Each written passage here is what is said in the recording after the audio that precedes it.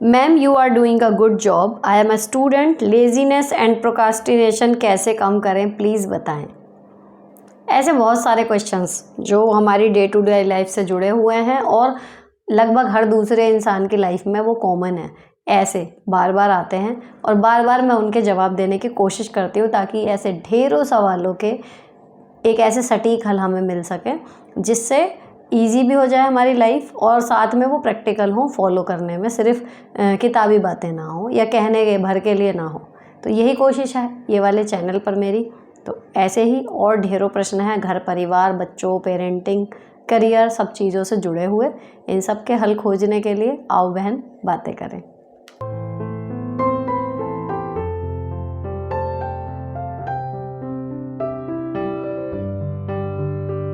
देखो, लेज़ीनेस और प्रोक्रास्टिनेशन के लिए अगर एक सटीक और एक छोटा सा मतलब वो बताऊँ आपको कि जो हमेशा काम करता है मेरे लिए।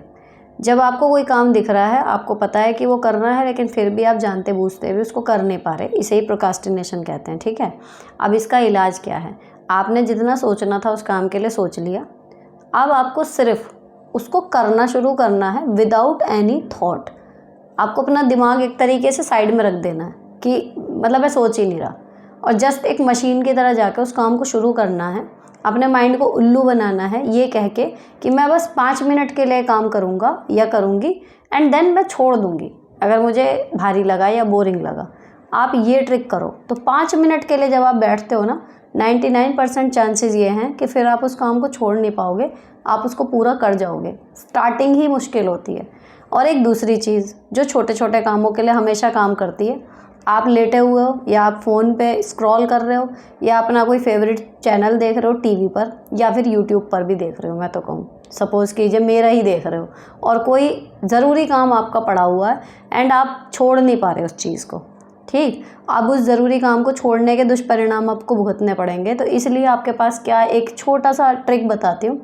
जस्ट आपके दिमाग में थॉट आया कि मेरा वो काम पड़ा है जो ज़रूरी है लेकिन मैं इसको छोड़ नहीं पा रही चीज़ को, ये थॉट सबके दिमाग में आता है। जस्ट 5 तक काउंटिंग दो अपने आप को, 5 4 3 2 1 एंड जस्ट खड़े हो जाओ सीधे और तुरंत अगेन वही मशीन की तरह जाओ और उस काम को शुरू कर दो। भले उस टाइम पे आपको कुछ समझ ना आ रहा हो, विदिन 10 सेकेंड, 15 सेकेंड, बहुत हुआ 20 सेकेंड, आपको समझ में आने लगेगा कि आप क्या करने के लिए खड़े हो, आप उस काम को कर जाओगे। स्टडी में, घर के काम में, कोई और काम आपका जो बहुत दिनों से टल रहा है, हर चीज़ में ये चीज़ अप्लाई करके देखो, 100% वर्किंग है।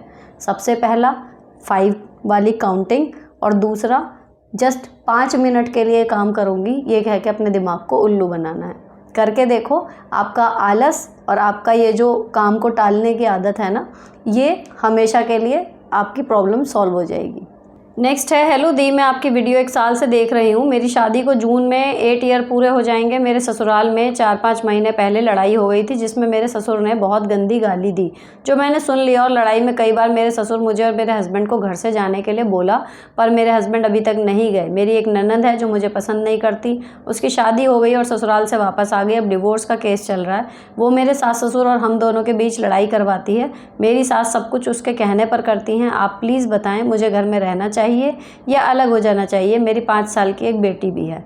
देखो, जब अगर वो सीधे गुस्से में बोला है लेकिन नॉर्मल टाइम पे ठीक रहते हैं तो ठीक है। गुस्से में जब लड़ाइयाँ होती हैं तो बहुत कुछ ऐसी बातें बोल जाते हैं इंसान जिसका वो एक्चुअल में मीनिंग अगर वो करने बैठे वो नहीं कर पाता है ना। लेकिन अगर ये बात सीरियस है कि वो जेन्युइनली कह चुके हैं आपको नॉर्मल कि भैया जाओ अब यहाँ से, तो आपको जाना ही होगा। रही बात आपके हस्बैंड की कि जब तक वो नहीं जाएंगे तब तक आप कैसे जाओगे अकेले, तो अगर वो कह ही रहे हैं कि यहाँ से जाओ तो मेरे हिसाब से तो आपको चले जाना चाहिए। ज़बरदस्ती रह के भी आप यहाँ क्या ही कर लोगे। नेक्स्ट, मैं एट प्रेजेंट इंचार्ज हूँ पर अब परमानेंट हूँ, बनने वाली हूँ, HM बनने वाली हूँ। मुझे समझ नहीं आ रहा मैं प्रमोशन लूँ या नहीं। फैमिली में सब सपोर्टिव हैं, एक ही किड्स है, क्या करूँ प्लीज़ रिप्लाई ज़रूर कीजिएगा मैम। ले लीजिए प्रमोशन, बन जाइए HM, क्योंकि इंचार्ज में भी आप वो काम कर ही रहे हैं तो कम से कम उसकी सैलरी मिलेगी फिर बढ़ी हुई और एक ऑफिशियल पद मिलेगा कि अब आप HM हैं। ले लो प्रमोशन, जब ये कर रहे हो तो वो भी कर लोगे। नेक्स्ट है मैम, मुझे गॉल ब्लैडर स्टोन है लेकिन मैं ऑपरेशन नहीं कराया क्योंकि मेरी बेटी 1 साल की थी। तब सब बोलने लगे इसे थोड़ा बड़ा हो जाने दो तब ऑपरेशन करा लेना। अब बेटी 2.5 साल की हो गई है, अब भी सास बोलती हैं सेकंड बेबी कर लो फिर ऑपरेशन करा लेना, कभी ऑपरेशन के बाद कोई कमी आ जाए और बेबी ना हो। लेकिन मुझे टेंशन है कि सेकेंड बेबी करने के बाद उसे भी तो बड़ा होने में टाइम लगेगा, 2-3 साल। इतना डिले करना ठीक रहेगा ऑपरेशन में? और मैं कैसे सेकेंड बेबी के साथ ऑपरेशन और घर हैंडल करूँगी? ससुराल वाले थोड़ा ही संभालेंगे तो मुझे ही संभालने पड़ेंगे 2 बच्चे। देखो ये ऑपरेशन जब तक चॉइस दे रहा है आपको तब तक दे रहा है, वरना जिस दिन दर्द ऐसा उठेगा कि उस दिन आपको तुरंत जाके भी सर्जरी करानी पड़ सकती है। तो मेरी राय तो यही है कि अगर अब आपका पहला बच्चा थोड़ा सा संभल गया है तो अब आप करा लो, सेकंड बेबी के चक्कर में मत पड़ो। और गॉल ब्लैडर के स्टोन के ऑपरेशन से हमारी प्रेगनेंसी और इस सब में कोई कनेक्शन नहीं है आपस में, तो उससे कोई फ़र्क पड़ने वाला है नहीं जितनी मुझे समझ है। बाकी आप इस चीज़ को डॉक्टर से कंसल्ट कर सकते हो कि क्या इस ऑपरेशन के बाद मेरी प्रेगनेंसी में प्रॉब्लम आएगी। अगर डॉक्टर कहते हैं कि नहीं आएगी देन मेरी सलाह यही है कि आप ऑपरेशन जितनी जल्दी हो सके करा लो, क्योंकि उसमें आप जितना डिले करोगे परेशानी आपको ही बढ़ेगी। हाय दी, मेरी बेबी गर्ल 6 मंथ की है। मैं अभी बीएड सेकेंड सेमेस्टर में हूँ। मैंने एमए एंड डीएलएड किया हुआ है। मेरा एमपी टेट वर्ज का मेंस एग्ज़ाम 15 अप्रैल से शुरू हो रहा है। जॉइंट फैमिली है, 2 नंदे हैं, उनके बच्चों का समर वेकेशन यहीं होता है, वो सब यहीं आ गए हैं। 4 बच्चे हैं, 3 देवर है, सास हैं। मैं कैसे अपने मेन एग्ज़ाम की प्रिपरेशन करूँ, प्लीज़ सजेस्ट कीजिए। अपनी फैमिली में बैठ के बात कीजिए क्योंकि एग्ज़ाम है, और एग्ज़ाम के बारे में उन्हें बता के उल्टा उनका करने के आपको ये करना चाहिए कि भाई मेरे एग्ज़ाम है, अच्छा हुआ दीदी आप आ गई, आप थोड़ा घर संभाल लो। बाकी बच्चे हैं तो देखो शोर तो मचेगा, उसके लिए आपको थोड़ा सा अपना कंसंट्रेशन बढ़ाना होगा। लेकिन काम में बजाय अपना काम बढ़ाने के उल्टा अगर बॉन्डिंग अच्छी है तो वो लोग आपकी मदद करें। ऐसे आप बात करो कि पेपर एक ही बार होता है, वैसे वेकेशन तो हर बार ही है ना, तो हर बार आप अच्छे से करती होंगी, तो इस बार आप उन्हें आराम से बता दो कि भैया मेन पेपर है, बार बार तो होने नहीं है, तो मतलब बजाय मैं काम करूं इसके बजाय आप मेरा सपोर्ट कर दो, अच्छा हुआ आप आ गई, ऐसे कह के बात करना। तो या तो वो आएंगी नहीं कि भैया ये तो काम कराने के चक्कर में लग रही है। अगर उन्हें खाली बैठ के ये है कि भाभी काम करे और हम आराम से एंजॉय करें, और अगर वो ये सुन के भी आती हैं तो फिर मेंटली प्रिपेयर्ड होके आएंगी कि भैया ये पढ़ाई करेगी, हमें काम करना होएगा, ठीक। लेकिन जब आप ये बात बता दोगी और उसके बाद वो दोनों ही तरीके से नहीं मानी कि आई भी और काम भी नहीं करा, तब आपका ये है कि भैया लिमिट में एक काम करके नॉर्मल चीज़ें करके अपना कमरा में बैठ के पढ़ाई करो। सासू माँ से बोल दो कि पेपर हैं, मुझे पढ़ना है, हर बार जैसा नहीं होने का, तो थोड़े मुंह बन जाएंगे। नेगेटिव में ये हो सकता है, लेकिन अगर आप पॉजिटिवली बात करो तो क्या पता पॉजिटिव चेंज आ जाए और उल्टा आपको काम में सहारा मिल जाए। अगला है कि मैं अपने हस्बैंड के साथ उनकी जॉब की वजह से बेंगलोर रहती हूँ। मेरी प्रॉब्लम यह है कि हस्बैंड काम में गलतियाँ निकालते रहते हैं, मैं कितना भी ट्राई करूँ और घर से निकल जाने को कहते हैं। It is hurting me a lot, please the reply.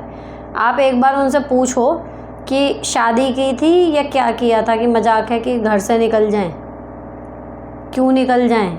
और काम में अगर गलतियाँ हो रही हैं तो क्या मतलब बीवी लाए थे कि मेड लाए थे?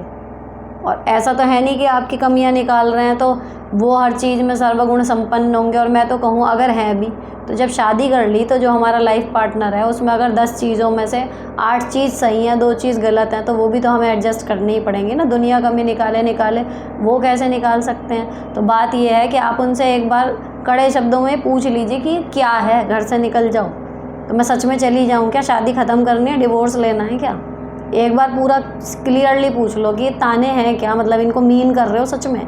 तो अगर मीन कर रहे हो तो फिर वैसे बताओ, और मीन नहीं कर रहे हो तो फिर ये बताओ कि क्यों रहे हो दूसरे का दिमाग ख़राब करने को फ्री में, कि पहले ही गलतियाँ हो रही हैं ना आपके अकॉर्डिंग, और गलतियाँ हो जाएंगी इस तरीके से। तो अगर मेरा दिमाग ऐसे ही चलता रहा तो जिन बातों को मीन ही नहीं कर रहे उन्हें कह क्यों रहे हो? तो एक बार आप क्लियर कर लो उनसे बैठ के। तो अक्सर जब हम पलट के कुछ बोलते नहीं ना, सामने वाले की ज़ुबान चलती चली जाती है फिर।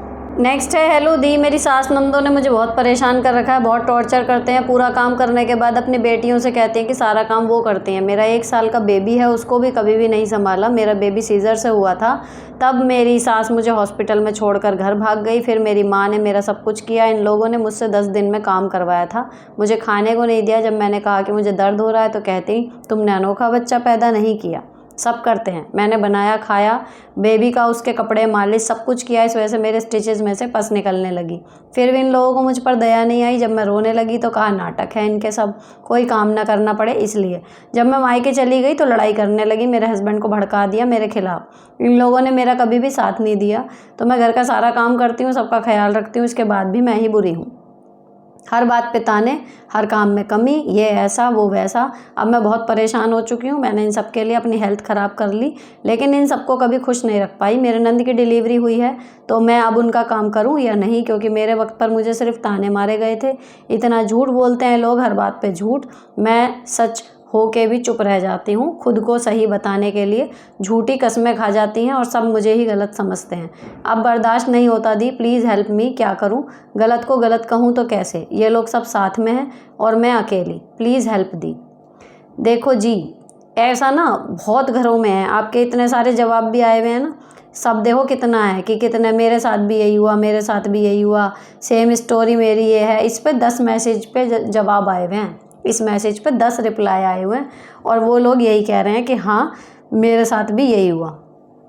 ठीक, अब इसमें देखो, जब आपके परेशानी हो रही थी, इन्होंने कहा कि नाटक हैं सब, है ना, नाटक हैं तो नाटक हैं। आपको बैठे रहना चाहिए था, आराम करना चाहिए था। ज़्यादा से ज़्यादा क्या होता, आपको खाने को नहीं मिलता, आप अपनी मम्मी के घर से हरीरा वगैरह मंगा सकती थी, या जब काम के लिए आपके हस्बैंड आए या कुछ भी आप कह सकती थी कि भाई मेरे से उठा ही नहीं जा रहा तो मैं कहाँ से बना लूँगी और मतलब मैं क्या खाऊँगी।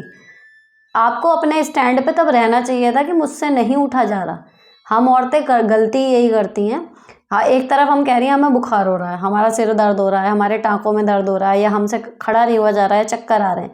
हमें किसी ने 2 ताने मारे और हम जोश में खड़े हो गए, क्योंकि उन्होंने ये कह दिया कि अरे कुछ नहीं है, नाटक है, ताकि काम ना करना पड़े।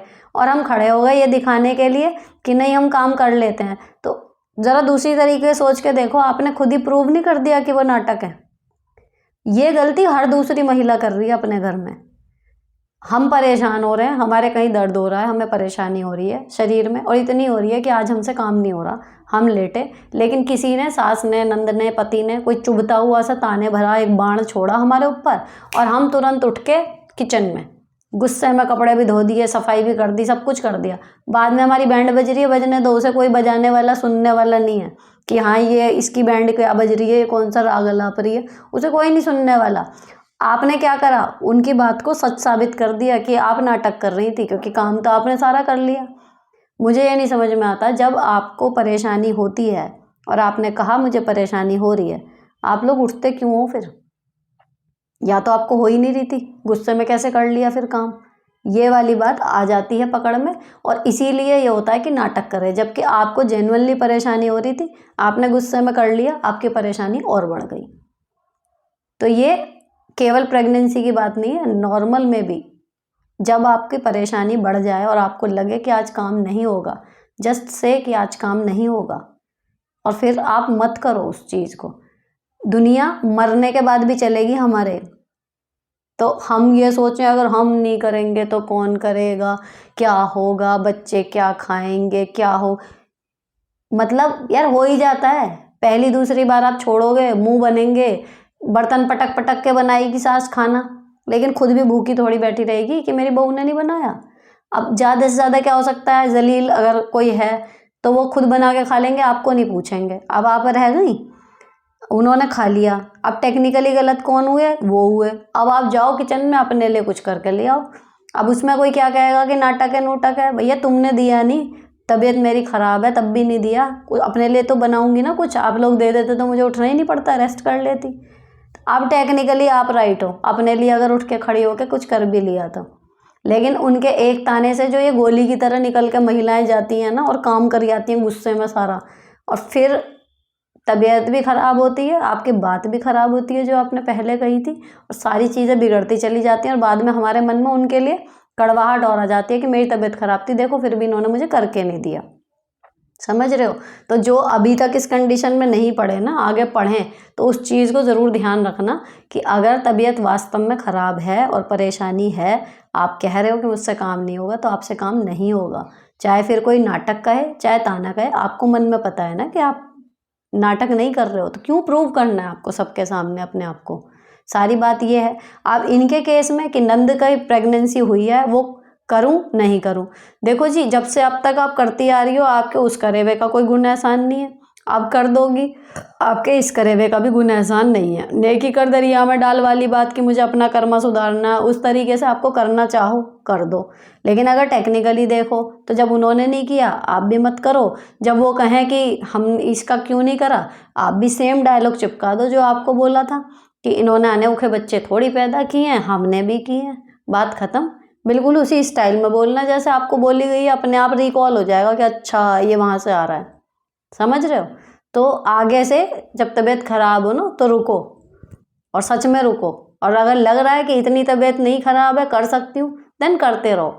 बता दो बस जस्ट कि आज मुझे थोड़ा ठीक नहीं लग रहा, सब्जी 2 नहीं बनेंगी, 1 बनेगी, बस, फिर कर लो। तो जब हम अपना 100% देते हैं ना तबीयत सही में, तो जब हमारी तबीयत सही नहीं होती या हम रुकते हैं तो फिर साफ नज़र आता है कि अरे आज ये रुक गई है तो इसका मतलब कुछ बात है। ये इमेज अपनी स्ट्रांगली बनाओ कि आपकी बात की वैल्यू है, अगर आप कुछ कह रहे हो तो इसका मतलब वो है।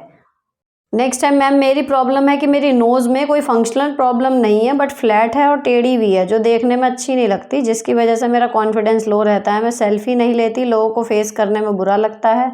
और मैंने नोटिस किया कि मेरे हस्बैंड को भी मेरी नोज़ के लुक से प्रॉब्लम है। मुझे कहीं ले जाना नहीं चाहते, मैं अपनी लाइफ को खुल के जीना चाहती हूँ, पर नोज़ की वजह से नहीं जी पा रही। बहुत गिल्ट महसूस होता है, बहुत सारी खुशियों को अवॉइड करना पड़ता है। My husband is so good looking, please help me दी, मुझे क्या करना चाहिए? सर्जरी के बिना कोई ऑप्शन नहीं है क्या, और ये सक्सेस होता है क्या? और दूसरी तरफ हस्बैंड ने सर्जरी के लिए माने भी ना, क्योंकि शहर जाना, हॉस्पिटल के चक्कर लगाने के लिए वो तैयार नहीं होंगे क्योंकि बहुत बिजी रहते हैं। पर दी मुझे लगता है कि मेरी नोज़ ठीक हो जाती तो मेरा लुक भी इन्हेंस होता और मेरे हस्बैंड भी खुश रहते मुझसे। और अभी तो लुक पे ध्यान देने का मन ही नहीं करता, लगता है क्या ही फ़ायदा, कितना भी कर लो अच्छी तो लगूंगी नहीं। सजने के बहुत शौक़ है आपकी तरह, पर कॉन्फिडेंस नहीं आता। 27 ईयर्स की हूँ, अभी ये प्रॉब्लम ज़्यादा खलती है, लगता है अभी नहीं जाऊँगी तो कब जीऊँगी।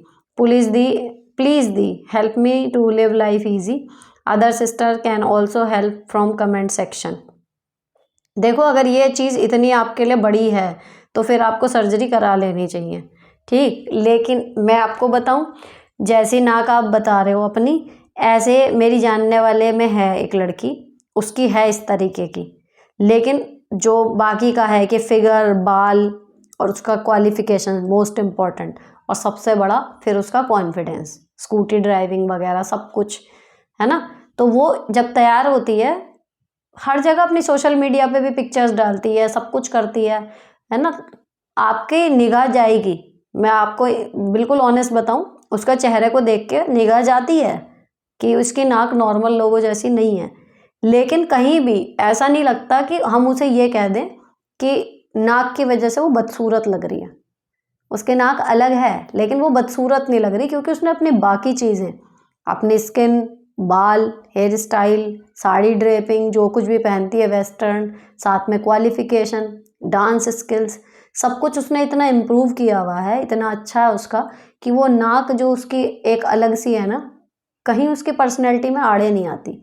अब उस चीज़ को आप नहीं कह सकते कि अगर कोई उसका नाम ना जानता हो तो वो सीधे यही बोलेगा जिसकी नाक ऐसी सी है वो, उस चीज़ को आप रोक नहीं सकते। अगर आप नॉर्मल से थोड़ा अलग हो, वो तो आपको लेना सीखना पड़ेगा। लेकिन केवल एक नाक की बनावट की वजह से आपका पूरी जो पर्सनैलिटी है वो ज़ीरो हो जाए, ऐसा ज़रूरी नहीं है।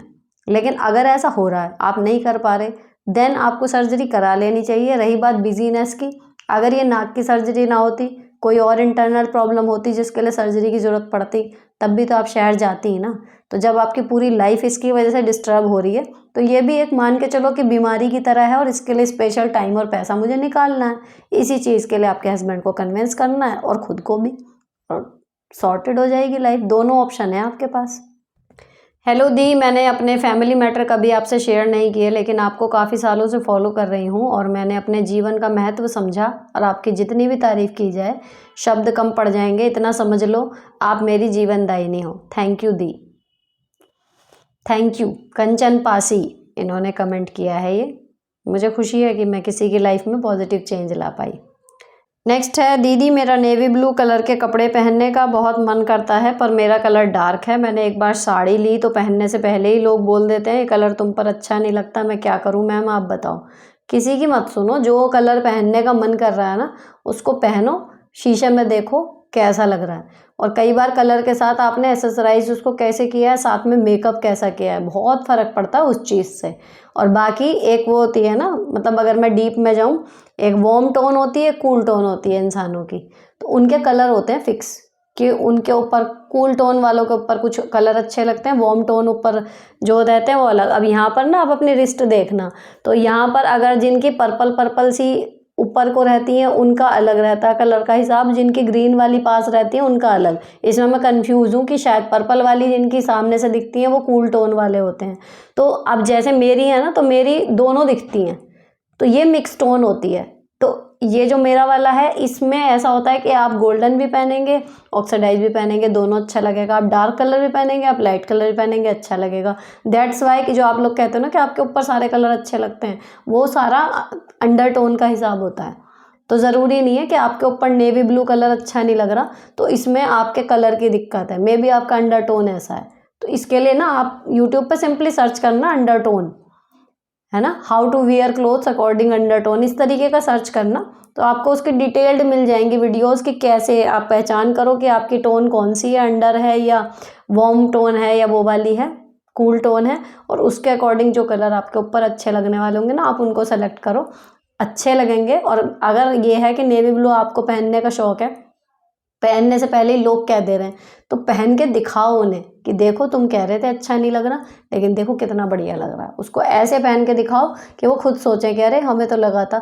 कई बार अब आप कहोगे कि क्या कह रही है, कुछ कपड़े ऐसे होते हैं, मेरे साथ ऐसा हुआ है एक बार कि कोई कोई कपड़े ऐसे होते हैं कि जब मैंने उनको ऐसे देखा तो वो एवरेज लग रहे हैं, ठीक लग रहे हैं, या अलमारी में रखे हुए भी मेरे ही पुराने कपड़े के ठीक लग रहे हैं, लेकिन जब उनको पहन के देखो तो फिर एकदम लगता है कि वाओ। और कई लोग ऐसे भी हैं कि एक कपड़ा या लहंगा या गाउन, मतलब इतनी हंसी आई थी जब मैं एक ऐसी लेडी से मिली थी, नाम तो मैं क्या बताऊं, लेकिन वहाँ पर वो जो ड्रेस थी ना वो इतनी सुंदर ड्रेस थी, मतलब मैंने उसको ऐसे शीशे में लगा के देखा, इतनी सुंदर वो ड्रेस थी। और जब उन्होंने मुझे वो पहन के दिखाई ना कि देख सुनीता कैसी लग रही है, इसकी फिटिंग बिटिंग ठीक आ रही है कि नहीं आ रही, मैं उनको देखती रह गई कि वो ड्रेस उनके ऊपर पहनने के बाद वो ड्रेस ही बेकार लग रही थी। मतलब वो तो क्या अच्छी लगेंगी, वो ड्रेस ही बेकार लग रही थी, उस ड्रेस का लुक ही ख़त्म हो गया था। सिंपल उन्होंने पहना ऐसे ही और वो लगा के भी अच्छी लग रही है जबकि ड्रेस। तो वहाँ जो मुझे समझ में आया ना कि भाई अंडर टोन बहुत बड़ा रोल प्ले करती है आपके कलर सिलेक्शन में। तो अगर नेवी ब्लू लोग कह रहे हैं कि आपके ऊपर अच्छा नहीं लगता, बिना लोगों को बताए एक बार पहन के तसल्ली से शीशे में देखो, और कलर देखो, वीडियो देखो, और फिर अपने आप आपको पता लग जाएगा। अगर आपके ऊपर एक्चुअल में नेवी ब्लू कलर अच्छा नहीं लग रहा देन लेट इट बी, मत पहनो नेवी ब्लू, उसके मैचिंग के कुछ और बहुत सारे कलर आपके लिए भी होंगे जो पहन के एक्चुअली आप पे सूट करेंगे, वो पहन लो, सिंपल। नेक्स्ट है, मैम मैं गवर्नमेंट टीचर हूँ, मैं आपकी सारी वीडियो स्कूल से आने के बाद देखती हूँ। मेरे हस्बैंड कहते हैं स्कूल का ऑनलाइन और ऑफलाइन वर्क आप खुद करना सीखो, पर मैं चाहती हूँ सीखना, पर मुझे फ़ोन की सेटिंग ख़राब होने का डर लगता है। शहर बाज़ार की डायरेक्शन, वे स्ट्रीट की कुछ टाइम बाद भूल जाती हूँ, इसलिए कहते हैं कि आपका माइंड कम है, तो मुझे बुरा लगता है। जब 2022 में लगी थी उससे पहले मेरे पास खुद का फ़ोन नहीं था। प्लीज़ मैम रिप्लाई ज़रूर देना, मेरे हस्बैंड गवर्नमेंट टीचर की तैयारी करते हैं। देखो आपके हस्बैंड चाहते हैं कि आप सेल्फ डिपेंडेंट बन जाओ और आप ना वो करो, सेटिंग ख़राब होगी तो हैं तो आपके हस्बैंड ठीक कर देंगे, लेकिन एक काम को जो खुद करने से कॉन्फिडेंस आता है ना उसकी बराबरी और कोई नहीं कर सकता। तो आप जितने भी आपके काम है ना ऑनलाइन वाले उनको करो। और रही बात ये जो स्ट्रीट वगैरह भूल जाती हूँ ये वो, आजकल कोई प्रॉब्लम नहीं है, गूगल मैप पे लगाओ, सीधे वहाँ जाके हाथ पकड़ के गूगल मौसी छोड़ के आती है, तो ये प्रॉब्लम कोई इतनी बड़ी नहीं है। बाकी जो सेटिंग बिगड़ने का डर है ये वो जब भी कोई नया काम करो ना तो ऐसे ही लगता है, लेकिन कर लो, बढ़िया वही रहेगा। नेक्स्ट है, हेलो दी, मेरा लड़का 10th क्लास में है इस बार और 9th से ही उसने हमारी बात सुनना बंद कर दिया। अगर बाहर 5 मिनट के काम के लिए चला जाए तो वापस आने में 5 से 6 घंटे लगा देता है और आके बहाने बनाने लगता है, पढ़ता भी नहीं है, कोई सोल्यूशन बताएं। देखो ये टीन एज होती है, जब हमने शिक्षा शास्त्र पढ़ा था ना बाल मनोविज्ञान, तो उसमें लिखा हुआ था किशोरावस्था को तूफान की अवस्था, तो तूफान को तंबू में कैद करना होता है और पेरेंट्स के लिए वो हो जाता है नेक्स्ट टू इम्पॉसिबल। इस टाइम पे आपका बच्चा इम्प्रेस किससे है, कोई टीचर उसकी लाइफ में ऐसा हो जो उसको इन्फ्लुएंस कर सकता हो, कोई उसका कज़िन, बड़ा भाई, बड़ी बहन, कोई ऐसी हो जिससे वो कनेक्टेड भी हो और उसकी बात को थोड़ी वैल्यू भी देता हो। आपको लेनी पड़ेगी उनमें से किसी की हेल्प, क्योंकि माँ बाप तो 10-11 की उम्र से जो वो चिल्लाना बोलना शुरू करते हैं ना, तो बच्चों में वो टैलेंट डेवलप हो जाता है, जो मैं कहती हूँ ससुराल में डेवलप करना चाहिए कि आप बोल रहे हो, हमें सुना ही कुछ नहीं आ रहा।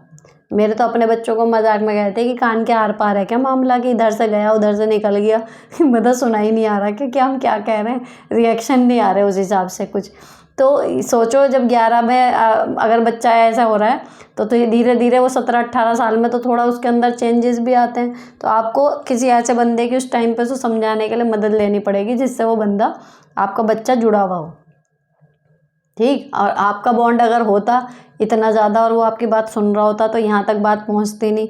तो अब यहाँ तक बात पहुँच गई तो आपको किसी न किसी को उससे बात करने के लिए ढूंढना पड़ेगा, जिनके साथ वो इस टाइम पे टाइम बिताता है। उन लोगों से कांटेक्ट करो जितने भी हैं, एक दायरे में रहते हुए, ताकि वो अनकंफर्टेबल ना हो जाए। लेकिन कोशिश करो कि पता तो चले कि 5-6 घंटे करता क्या है, आगे क्या प्लान है उसके। तो पहले उसको जानना पड़ेगा, तब आप उसको क्योर करने के लिए उसी की मंडली में से किसी को ढूंढ के जब उसके थ्रू अपनी बात पहुंचवाओगे तब है। बाकी इस एज में बच्चे किसी के नहीं सुनते, वो अपने मन की ही करेगा और आपके पास कोई और ऑप्शन नहीं है सिवाय प्रयास करने के। नेक्स्ट है, डियर मैम, मैं आपकी बहुत पुरानी सब्सक्राइबर हूँ। मैं भी एक गवर्नमेंट टीचर हूँ, टीजीटी मेडिकल। 2 बेटियाँ हैं मेरी। मेरे हस्बैंड ने एक फ़्लैट लिया है, ड्रॉ है कोई उसमें निकला है, गवर्नमेंट ड्रॉ है और 1.23 करोड़ है, बहुत लंबी किस्त है। 9th फ्लोर मिला है, मार्केट वैल्यू उस फ्लैट की 2 करोड़ है। हमें ये डिसीजन लेना चाहिए, हम दोनों की गवर्नमेंट जॉब है और 25 ईयर तक जॉब है अभी, प्लीज़ गाइड।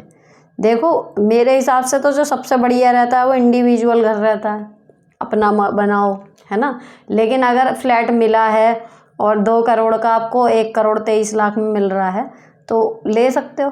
मतलब आपको ये देखना है कि 25 साल की आपकी जॉब है, आप किस्त चुकाओगे उसकी, काफ़ी लंबी किस्त है।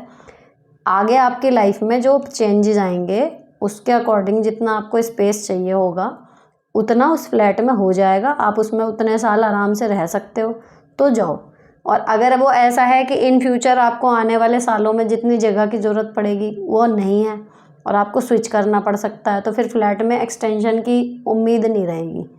तो ये देखो कि उसमें स्पेस इतना है कि आपका बुढ़ापे तक वहाँ पे, मतलब एक बार गए तो परमानेंट आपका वो घर बन जाएगा, तो रह लो। और 9th फ्लोर पे है तो वो लिफ्ट वगैरह रहती है, उसमें कोई प्रॉब्लम है नहीं, ठीक है ना। तो उस हिसाब से देखो कि आपका काम मतलब अगर परमानेंट चल रहा है तो ले लो, बाद में अगर स्विच करने वाली हालत है तो फिर छोड़ सकते हो, अपना कहीं इंडिविजुअल लेके अपने हिसाब से बनाओ फिर घर। नेक्स्ट है, हाय दी, मेरा मेडिकल है जो मैं चलाती हूँ, लेकिन वो शॉप मेरे हस्बैंड और देवर दोनों के नाम पर है, चलाती मैं हूँ घर पर। इस वजह से रोज़ कलेश होता है कि मेडिकल शॉप बंद कर दूँ क्या, प्लीज़ हेल्प करो। मेरे सास देवर का ही पक्ष लेती हैं। मतलब आप क्यों चलाती हो, अगर आपके हस्बैंड और देवर का है तो वो क्या करते हैं, और अगर आप चलाती हो तो फिर उसकी जो अर्निंग हो रही होगी, तो मतलब अगर दोनों के नाम है और ससुर ने दी है तो या तो वो चाह रहे हैं कि आप उनको अपनी अर्निंग का कुछ हिस्सा दो, तो ये क्लियर कट बैठ के बात करो ना कि प्रॉब्लम है क्या। मतलब बंद करने से तो फिर इनकम ज़ीरो ही हो जाएगी ना, तो इनकम मेरी हो रही है, ये परेशानी है, बंद करके किसकी हो जाएगी। फिर आप ये कर सकते हो कि भाई तेरा भी नाम है तो उसमें अर्निंग में थोड़ा बहुत हिस्सा और साथ में थोड़ा सा काम कर ले, ये चीज़ है। लेकिन उन दोनों का नाम है, कर आप रहे हो, तो ये प्रॉब्लम क्यों है, ये वाली बात है ना। तो आपको बंद तो नहीं करना चाहिए, जब एक अर्निंग का जरिया है तो कलेश की असली वजह जानो कि मतलब प्रॉब्लम है क्या, हिस्सा चाहिए कमाई में या जीरो करके तुम्हारा क्या भला हो जाएगा। तो अगर हिस्सा ही चाहिए और कोई हल नहीं है तो अपनी अर्निंग में से एक परसेंटेज दे दो, कम से कम आपकी बनी तो रहेगी जो अर्निंग आ रही है। एक है, मैम मैं भी एक टीचर हूँ और स्कूल की प्रभारी भी, कभी कभी बच्चों को पढ़ाने में मन नहीं लगता, स्कूल प्रभारी होने के कारण सारे काम भी करने होते हैं, पढ़ाने में मन लगे, इसलिए क्या करना चाहिए। देखो ये ना हमारी बेसिक वालों की बड़ी प्रॉब्लम है, इतने सारे काम जो हैं वो दे दिए जाते हैं, जबकि एक टीचर को मेंटली फ्री रहना चाहिए, तभी तो बच्चों को कुछ क्रिएटिव वे में सिखाने की कोशिश करेगा। और उनकी जो वो टेंट्रम होते हैं या फिर जो वो स्लो लर्नर होते हैं, कुछ भी है, वो एक पेशेंस लेवल जो टीचर में चाहिए वो तभी तो रह पाता है जब वो शांत दिमाग से रहे। लेकिन थैंकफुल हूँ मैं इस जॉब की कि इसी ने मुझे सिखाया है। ये जो आप मल्टीटास्किंग मेरी देखते हो ना, कि इतने सारे काम कर कैसे लेते हो सब अच्छे से, इसमें बहुत बड़ा योगदान मेरी नौकरी का ही है।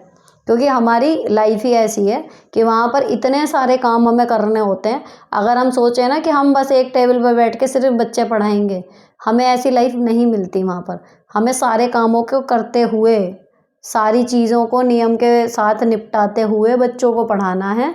बिल्कुल आपको कंडीशंस ऐसी नहीं दी जाएंगी कि जहाँ पे आप फ्री माइंड होकर काम कर सको। तो ये मल्टीटास्किंग तो बेसिक के टीचरों को कहना चाहिए, चाहें ना चाहें, ये तो उनकी नौकरी उन्हें सिखा देती है। अब यहाँ पर जो आप कह रहे हो ना कि सारे कामों को करने के बाद मन नहीं लगता, क्या करें कि मन लगे।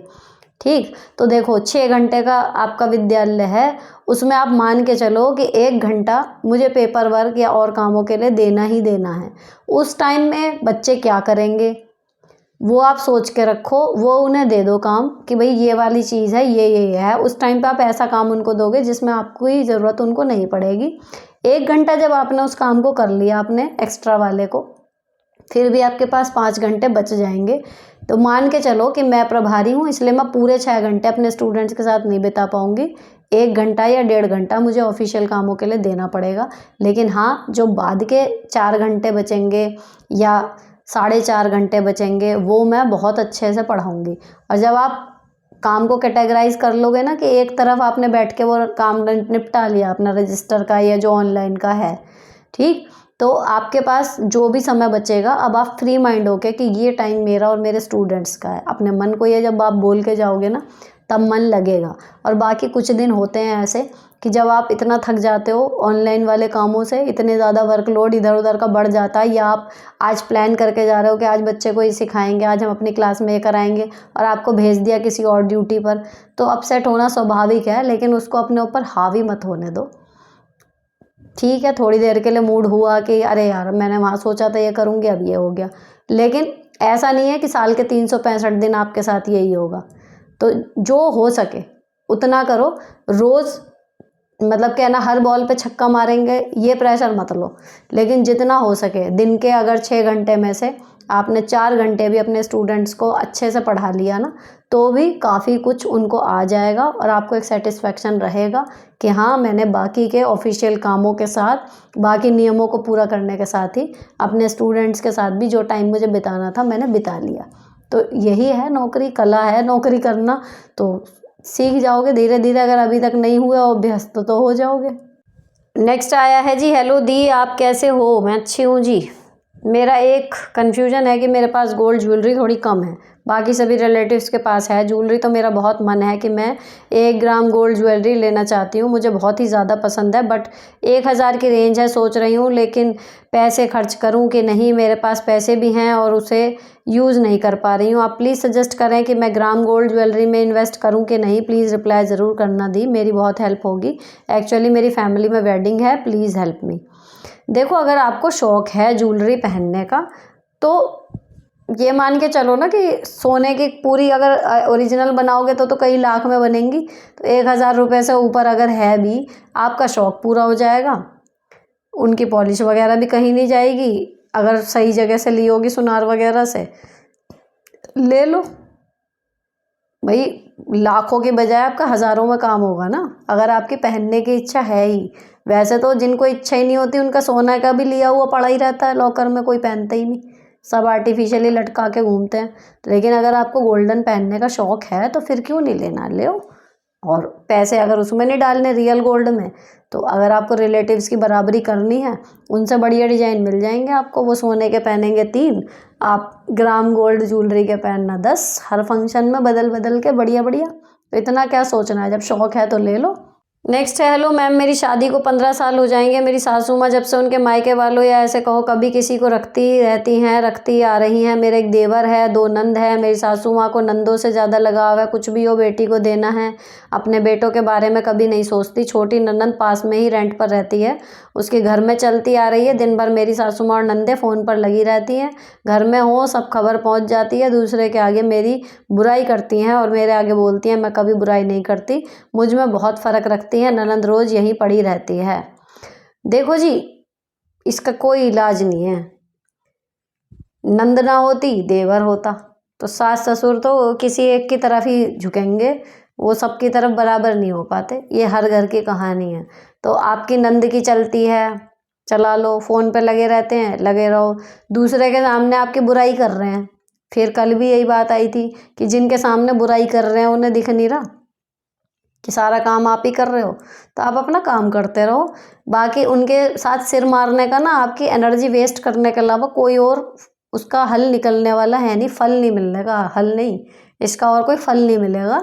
आप सिर्फ अपनी टाइम और एनर्जी वेस्ट करोगी। आप अपने आप से मान के चलो कि हाँ भैया फ़ोन होगा, बुराइयाँ होंगी, लेकिन उससे हो क्या रहा है, आपके ऊपर क्या ही फ़र्क पड़ जाएगा, क्या कर लेंगी मुँह से? अरे वो खाना नहीं बनाती, अरे उसने घर साफ़ नहीं करा, या ये तो ढंग से बात भी नहीं करती। उन्होंने कह लिया, सामने वाली ने सुन लिया, सामने वाली ने फिर 2 बातें कह दी, उनका अपना निंदा रस का पान हो गया। आपका क्या बिगड़ा? आप तो अपने काम काम जैसे कर रही थी वैसे ही कर रही हो। मदद उन्हें फिर भी नहीं करानी, फिर भी नहीं करानी। रिश्तेदारों के सामने अगर वो कह भी दें हमारी बहू तो बहुत अच्छी है भैया, बहुत काम करती है, 4 काम फालतू ही करोगी और भाग भाग के, उसमें क्या फ़ायदा होने वाला आपका? तो करने दो जो कर रहा है, कह दो 2 बात और जोड़ लो। मैं तो खुद नहाती भी नहीं हूँ, ये भी कह दो। तो मतलब बुराई से ना टेंशन मत लिया करो कि बुराई कर रहे हैं मेरी, जो कर रहा है करने दो। हम एक्चुअल में क्या कर रहे हैं वो इम्पोर्टेंट है बस। अगला आया जी, मैं हस्बैंड फॉरेन हैं, वो बताएं कि घर में जो भी सास ससुर के साथ कलेश हो क्या वो उन्हें बताना चाहिए? Let's discuss this. क्योंकि हस्बैंड लोग मानते तो हैं नहीं अपने माँ बाप की गलतियाँ, बुरे तो हम ही बनते हैं। इस पर खुल के विचार करें, इस पर खुल मतलब इस पर खुल के विचार करें भाई। जब तुम्हें पता है कि वो मानेगा नहीं बंदा, तो भाई खुल के विचार करने में तो या तो ये है कि जो जब लाइव चल रहा होता है ना सास ससुर का शो या जिसका भी देवर नंदों का, या तो भैया फिर वो है कि रिकॉर्ड करके प्रॉपर मूवी दिखाओ कि भाई देखो, और फिर देखे हुए को भी मना कर दे तो आपका काम खत्म कि अब तुमसे तो कहना बेकार है, तुम्हें तो समझ में आएगा नहीं। एक तरीका तो ये है ना, कि उन्हें जब सुनना ही, और जब सामने वाले को सुनना ही नहीं है यानी उसको पहले से पता है उसके माँ बाप क्या हैं, आप कुछ उन्हें नई बात नहीं बता रहे, इसलिए उनको समझ में नहीं आ रहा, इसलिए उनको सुनना नहीं। वो प्री अज्यूम्ड है कि भाई मेरी बहू आएगी, उसके बाद ये तमाशा होगा, उसके बाद फिर मेरी बहू मुझसे कहेगी, तो वो पहले से उनके दिमाग में प्लान है कि भाई मुझे तो सुननी ही नहीं, मेरे माँ बाप ठीक है। ठीक है, तो जो करना है वो आपको करना है, जो हैंडल करना है वो आपको करना है। जो अपने माँ बाप के विरुद्ध में नहीं सुन रहा ना, तो फिर आप उन्हें भी यही कहोगे, पिछली बार भी यही बात हुई थी, उन्हें कुछ नहीं कह रहे तो एटलीस्ट मुझे भी कुछ मत कहो। फिर मुझे अपना आप हैंडल करने दो, रह तो मैं रही हूँ यहाँ पर, परेशानी तो मुझे हो रही है। बाकी एक आदमी आप खुद सोच के देखो, आप कहीं काम पे हो, मैं हूँ स्कूल में हूँ या कुछ है, और मेरे हस्बैंड अगर घर के मुद्दे मुझे फ़ोन करके बताएं, या मेरे हस्बैंड ऑफिस में है और मैं उन्हें फ़ोन कर करके बताऊँ अजय आपकी मम्मी ने यूँ कह दिया, अजय तो आदमी काम करेगा या घर में मम्मी ने क्या कह दिया उसको सुलझाएगा। तो एक ही वो होता है कि मुझे सुनना ही नहीं है कुछ, समझ रहे हो? दूसरे आदमी की जगह पे ना खुद को रख के एक बार अगर देखें तो समझ में आ जाता है कि वो एक्चुअली कर क्या रहा है। तो कुछ भी सही या गलत नहीं है परिवार में। बात यह है कि अगर सब समझदारी से चल रहे हैं ठीक चलता रहेगा, कोई एक समझदारी से काम नहीं लेता बातें बिगड़ती हैं। अब दूसरे के ऊपर है वो कितना झेल रहा है, जितना झेलता है हर आदमी कोशिश भी करता है झेलने की, जब नहीं होता तो फिर वो पलट के जवाब देना बनता है। अब किसी का जवाब निकलता है 6 महीने में, किसी का 2 साल में, कोई बेचारी 20-20 साल झेल रही है उसके बाद बोल रही है, फिर उसका पिछला 19 साल 364 दिन खराब हो गए, 20 साल वाले दिन आखिरी दिन में आके उसने जवाब दे दिया, हट ये तो बुरी बहू है। तो होना यही है घूम फिर के। तो यहाँ पर हस्बैंड्स को बीच में पीसने की जैसी ज़रूरत है नहीं। आप चाह रहे हो ना कि उनको शेयर ना करो तो मत करो, शेयर तब करने का होता जब वो कुछ स्टैंड ले पाते, अब उन्हें स्टैंड तो लेना नहीं है, तो शेयर करके ही क्या उखाड़ लोगे? तो जो करना है आपको ही करना, खुद ही डील करो कि भैया मुझे यहाँ कैसे रहना है, अपने आप को बचा के, अपने मेंटल पीस को बचा के मैं खुश कैसे रहूँ, कटना तो यही है समय। तो ये डिसीजन वो आपको लेना, उसके लिए एक्शन जो लेने वो आप ही लोगे, कोई और आएगा नहीं उसके लिए। तो अपने आप में अकेले मस्त रहना सीखो, बातों को इग्नोर करना सीखो, जितनी जल्दी सीख जाओगे ना हस्बैंड के साथ शेयर करने की ज़रूरत पड़ेगी, फिर ना किसी और के साथ, अब खुद ही हैंडल कर लोगे आराम से। नेक्स्ट है, नमस्ते सुनीता जी, जीवन अच्छा चल रहा है, किसी तरीके की कोई परेशानी नहीं, पर प्रोफेशनल और पर्सनल लाइफ में अगर थोड़ा भी स्ट्रेस आता है तो वो मैं हैंडल नहीं कर पाती, एकदम गिव अप मोड में आ जाती हूँ। फैमिली फ्रेंड्स सब बहुत सपोर्टिव हैं, बट मेरी ग्रोथ इस गिव अप मोड की वजह से बुरी तरह रुकी हुई है। प्लीज़ बताइए कि मोटिवेटेड कैसे रहूँ और ओवर थिंकिंग और फियर ऑफ फेलियर से कैसे ऊपर उठें। गिव अप मोड से भी बचने के तरीके बताएं प्लीज़। गिव अप मोड से बचने का मेरे पास कोई तरीका नहीं है, क्योंकि मैं खुद इसी में की हूँ। जैसा आप बता रहे हो ना, सेम मेरे साथ है। सब कुछ बढ़िया चल रहा है, बहुत अच्छा चल रहा है। जहाँ कोई परेशानी आई कुछ भी, तो मैं तुरंत वो हो जाता है, वो मेरा तो स्टाइल हुआ है कि हटा परे को एक वो आता है कि मतलब गांव में जब पढ़ाती थी ना, तो वहाँ पे मैंने ये एक मतलब कई बार इतनी बार सुना है कि हटा परे को, तो मतलब छोड़ दो उस चीज़ को। तो कोई भी बात होती है ना, अगर कोई ऐसी चीज़ आ गई जो अटक गई थोड़ी भी, तो मेरा खुद का यही रहता है कि मतलब अरे छोड़, हटा परे को। तो ये गिव अप मोड है। लेकिन अब इसका मैंने क्या इलाज बनाया हुआ है कि मैं फिर भी गिव अप जल्दी से, देखा जाए तो मैं कर नहीं रही, सोच भले रही हूँ लेकिन कर नहीं रही। होता क्या है मेरे से भी, जैसे मुझे मान लो स्ट्रेस हो गया और कोई परेशानी मुझे ऐसी लग रही है कि मतलब नहीं यार ज़्यादा हो रहा है, मुझसे नहीं हैंडल होगा ये वो, मैं ना थोड़ी देर परेशान होती हूँ, उसके बाद मैं जाती हूँ सीधे अपने नारायण के पास। विष्णु जी की मैं पूजा करती हूँ, मैं उनके पास जाती हूँ और बजाय उनसे करुण क्रंदन या वो करने के, मतलब मैं सीधे उनके ऊपर सब कुछ जाके छोड़ देती हूँ। लिटरली मैं यही करती हूँ। आप मतलब मंदिर खोला और जाके कि भैया क्या चल रहा है, मेरे यही होता है कि क्या चल रहा है, मैं कैसे हैंडल करूँगी ये सब कुछ, ये तो अब होगा नहीं, ऐसे कैसे काम चलेगा।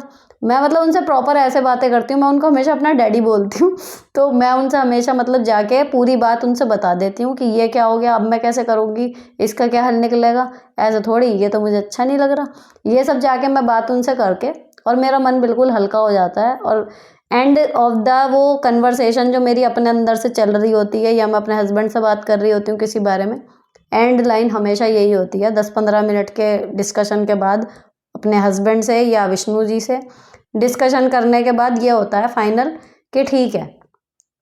आखिरी लाइन ये बोल देती हूँ कि अरे अब तक क्या प्रॉब्लम कम आई है, अभी तक भी तो संभाला ही है ना उन्होंने, मैं मुझसे क्या संभली थी, उन्होंने ही तो ठीक किया, या जो मुझे गलत भी लग रहा था एक्चुअल में आगे जाके वो मेरे लिए कुछ अच्छा ही बना ना। तो जब अभी तक संभालते आए, अरे संभाल लेंगे आगे, बिना मतलब ही स्ट्रेस ले रही हूँ। तो मैं ये लिटरली ये बोलती हूँ। परेशान मैं भी हो जाती हूँ कई बार बहुत सारी चीज़ों से, और मेरे हस्बैंड कहते भी हैं कि इतनी बड़ी बात नहीं है, लेकिन मैं भी ज़रा सा कुछ आया ना तो मेरे को लगता है ना, ऐसे नहीं, हम नहीं करेंगे, ये क्या बात हुई। तो मैं बहुत जल्दी गिव अप मोड में मैं भी आ जाती हूँ। लेकिन बात वही है कि गिव अप मोड में आए, गिव अप करने से पहले भगवान के सामने सरेंडर कर दी अपनी सारी प्रॉब्लम, अपनी सारी चीज़ें। तो जिनको भी आप मानते हो, सुप्रीम पावर है तो है ही, जो इस पूरी सृष्टि को चला रही है, उसके आगे हमारी हैसियत इतनी सी है। तो इतनी सी भी मैं ज़्यादा बता रही हूँ, है ना। तो जब अपने हाथ से बातें निकलने लगे और लगे कि हम गिव अप मोड में आ गए हैं, तो then what we should do कि अपना जो काम है भाई उस स्पीड से या उस मोटिवेशन के साथ तो हो नहीं पाएगा, जस्ट कैरी ऑन करें।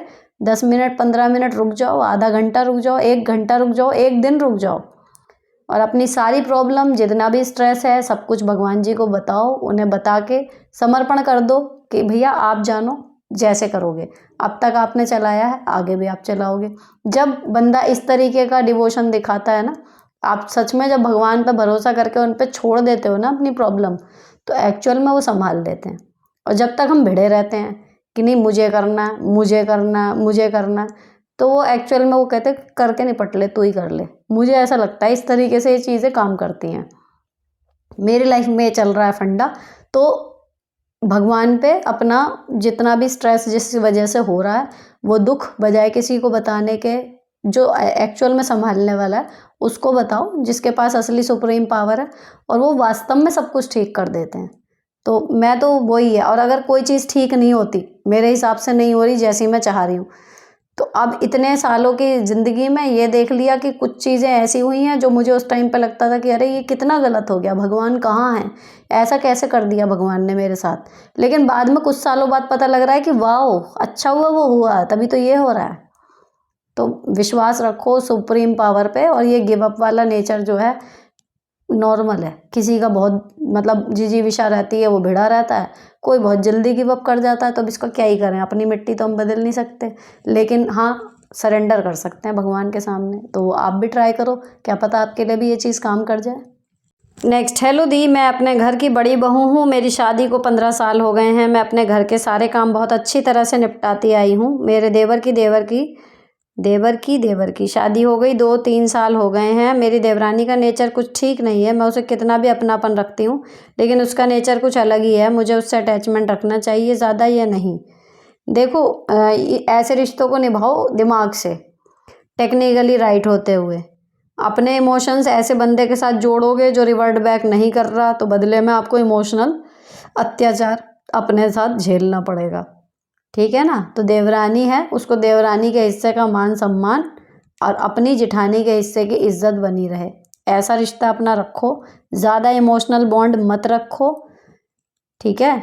इट्स लाइक कि जैसे एक कंपनी में 2 एम्प्लॉय होते हैं, सहकर्मी हैं। अगर बॉन्डिंग हो गई, दोस्ती हो गई, बहुत अच्छी, वेरी गुड।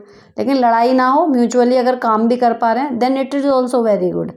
बजाय कॉन्स्पिरेसी, लड़ाई, हिस्सा बांट, इसकी बुराई उसकी बुराई, वो सब करने से अगर लीनियरिटी से सीधे सीधे भी चलता रहे, वो सगी बहनों वाला जेल ना हो, लेकिन नॉर्मल भाई बहुओं वाला एक टोन बनी रहे कि ठीक है, अपने अपनी जगह पे दोनों लोग ठीक ठाक चल रहे हैं, उतना मेंटेन रखने की कोशिश करो फ़िलहाल। ज़्यादा में मत घुसो।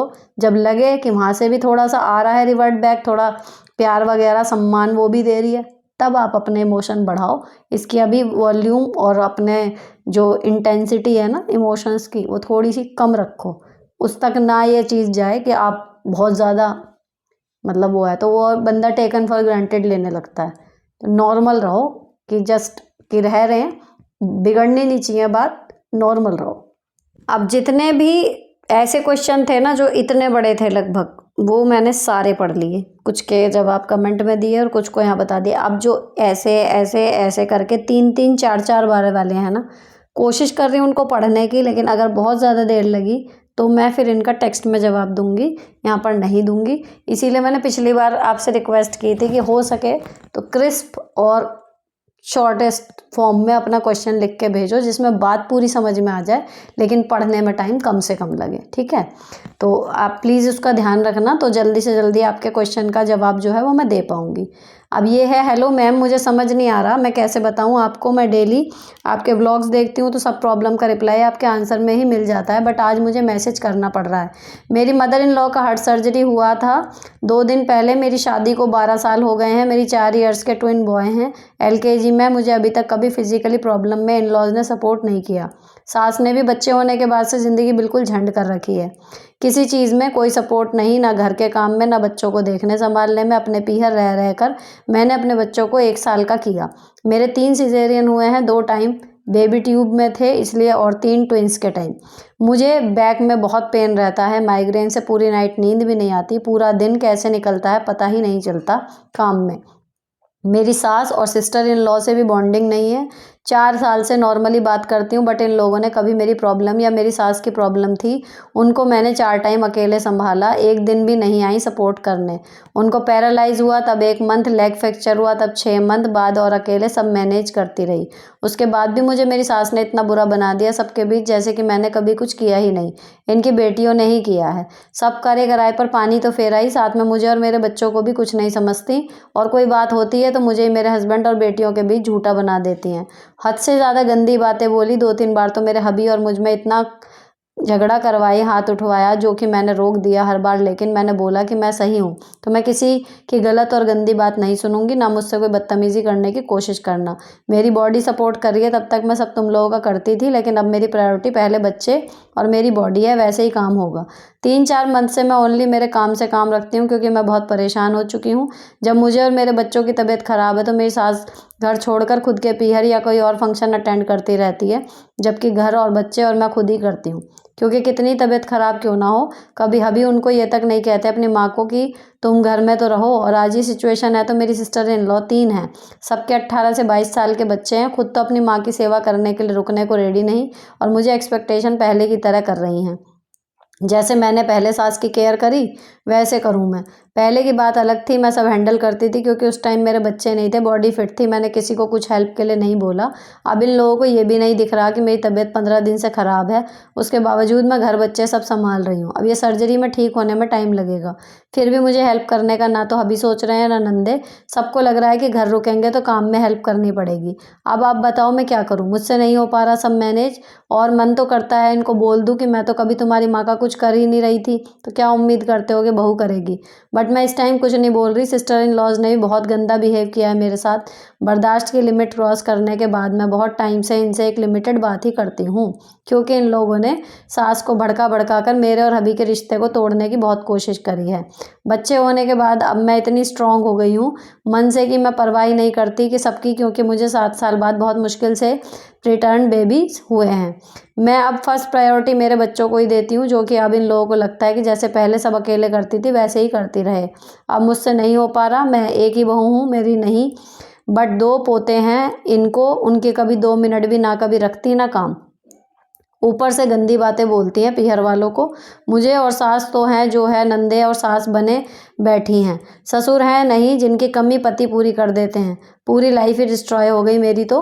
पति को बोलती हूँ हेल्थ इशू को कोई हेल्पर लगा दो, तो वो भी नहीं करते। ना उनको ये दिखता है कि मैं दिन बीमार होती जा रही हूँ। 4 मिनट 22 सेकंड लग गए मुझे ये प्रश्न पढ़ने में। अब जो असली बात समझ में आई है ये है कि वो काम कर कर के आप थक चुकी हो, और अब आपकी सास को आपकी ज़रूरत है। तो ना तो आपके शरीर में इतनी जान बची है और ना ही आपके दिमाग में सामर्थ्य उन्हें झेलने की, और ना ही आपके दिल में वो जज्बा बचा है कि हाँ मैं इनकी सेवा करूं। तो बेस्ट ऑप्शन है आपके लिए कि आप हेल्पर लगा लो।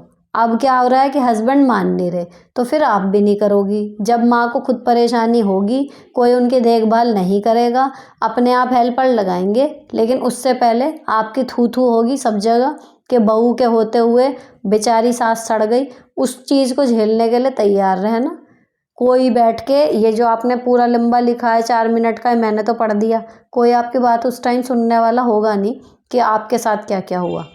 समझ रहे हो? तो उस तानों के लिए रेडी रहना कि लोग आपको क्या कहेंगे। सामने आके कोई कुछ नहीं कहेगा, ये एक बहुत बढ़िया बात है।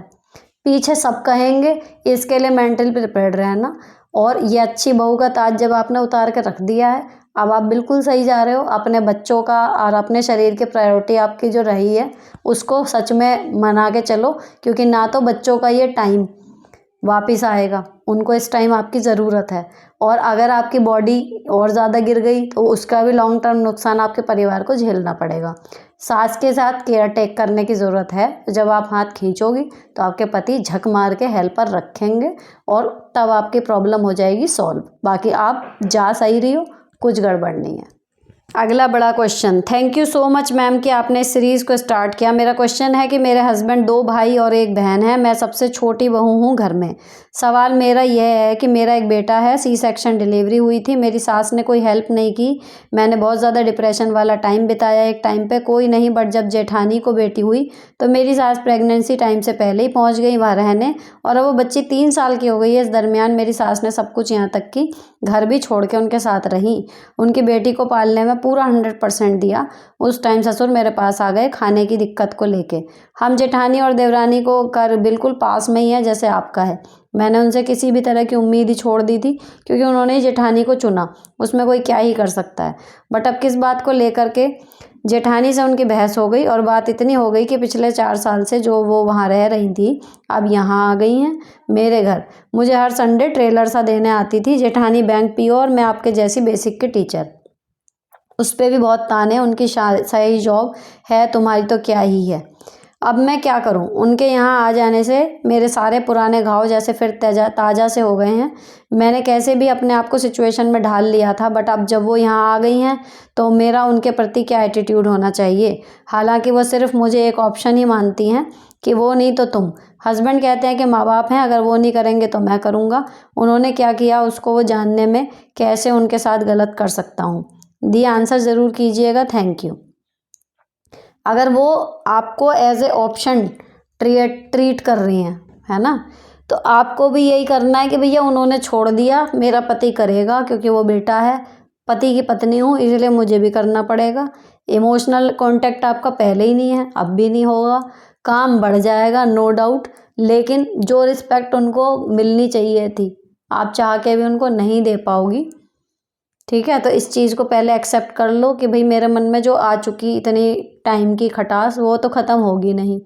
लेकिन अगर अब वो आपके साथ दुर्व्यवहार करती हैं तब आपके पास एक प्लस पॉइंट है ना, क्योंकि वो वहाँ से अब लताड़े खा के यहाँ पे आई हैं। टेक्निकली अगर मैं वर्ड बोलूँ ना कि 4 साल वहाँ पे रह ली, कर लिया, सब कुछ कर लिया, उसकी साइड ले ली, उसकी खूब सेवा कर ली, बच्ची पाल दी उसकी। अब उसकी बच्ची हो गई 3 साल की, अब वो संभल जाएगी आराम से। तो अब उसने लात मार के भगा दिया, क्योंकि कहीं ना कहीं कमी होगी इनमें, है ना। तो अब आपके पास एक पॉइंट है, अगर वो अब यहाँ पे आके आपको परेशान करें, दुर्व्यवहार करें ना, तो आप उनको बोल सकती हो कि अगर इतनी बढ़िया होती तो आपका वहीं पे क्या हो गया था, या कभी घुमा फिरा के पूछ लो कि क्या ही हो गया था भाभी के साथ, आपकी तो बहुत बढ़िया पटती थी, मैं तो बाहर की सी थी, मैं तो हाशिए पर थी। आराम से बात करके कभी उनसे पूछो तो खुद बताएंगी क्या है, और जब वो बताएंगी तब आपके पास पॉइंट्स होंगे कि कम से कम अब इसको वो चीज़ें मैं दोबारा से ना बोलूँ। बाकी अगर आप अपना व्यवहार संयत रखती हो, उनसे बहुत ज़्यादा मतलब घुल मिल के बिल्कुल दिल खोल के प्यार कर लो, वो तो पॉसिबल नहीं हो पाएगा।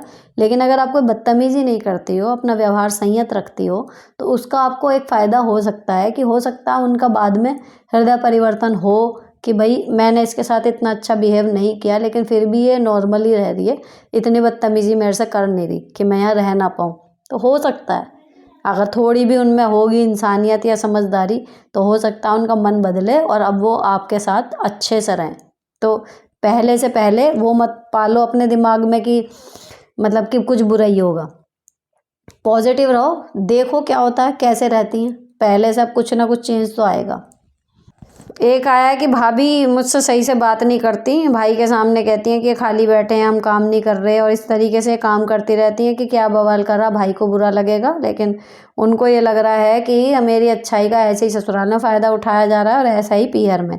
तो जब आपको पता है आपका फ़ायदा उठाया जा रहा है, तो आप अपना फ़ायदा उठवा काहे को रही हो, क्यों ही कर रही हो वहाँ पे काम, और क्यों इतना लंबा टाइम पीहर में बिता रही हो।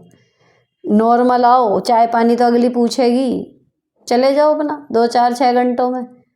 और जितना काम ये ससुराल में सारा करते हो, आए हो भाभी की मदद के लिए, अगर 4 काम कर दिए थोड़े बहुत, लेकिन अगर भाभी बैठी गई कि ये नंदरानी आ गई यही करेगी, तो सिंपली आपको दिख रहा है आपको पागल बना रही, तो आप बन क्यों रहे हो।